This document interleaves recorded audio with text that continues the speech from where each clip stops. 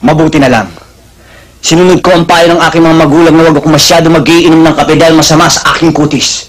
Disin sana hindi ganito ang aking kutis. Kutis porcelana!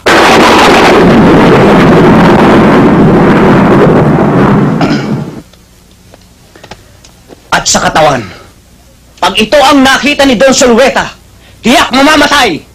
Si Richard Gomez sa inggit!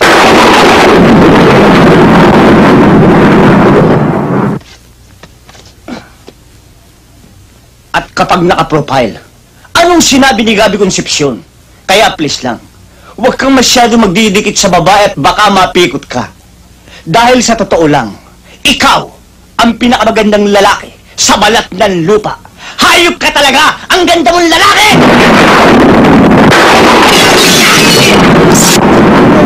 Sa mga kasalanan ko, sa mga kasinungalingan ko, nagbibiro lang naman ako eh. Kayo naman, hindi na kayo mabiro eh. Sige na, patawarin niyo na ako. Please.